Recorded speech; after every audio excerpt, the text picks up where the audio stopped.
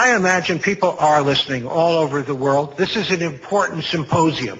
There are important things happening here, an important message about important events. It isn't just the tragedy at the camp on Friday. It is also the whole nuclear question. It's the stability question and democracy question, not just in the Mideast, but around the world.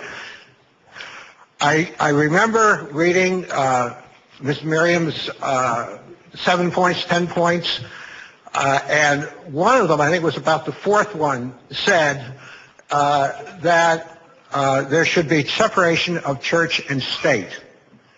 Well, the last I heard, that was a death penalty offense. So I want everybody to understand that I appreciate the courage of the opposition and the resistance movement and what you signed up for. It's the right thing to do, and you have a lot of friends. God bless you. Thank you. Thank you so much. I want to thank everybody for having me here today. The video showed at the beginning certainly puts into context the petty, ridiculous policy debates we're having in Washington, D.C. And I, too, want to express my condolences to everybody in this room because I could see from my vantage point the effect that it had on everybody, and in particular those of you who once may have lived in Camp Ashraf, but then in particular those who still have loved ones there. And to the woman that I met earlier today, in which I don't see her at the moment, who lost her daughter that we saw in the video, my deepest condolences. I could tell that as a mother you were devastated, and we share in that.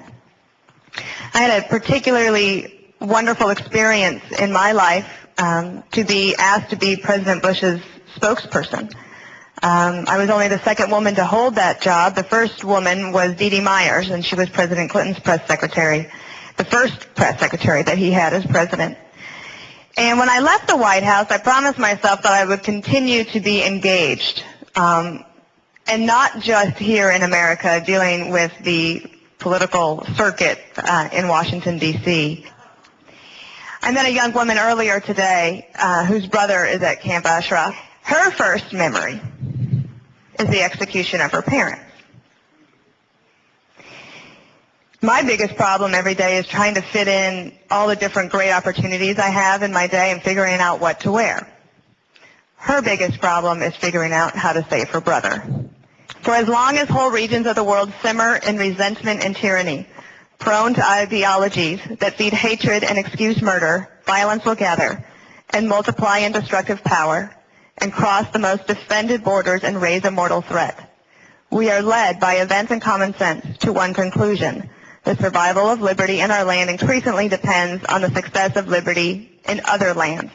The best hope for peace in the world is the expansion of freedom in all of the world.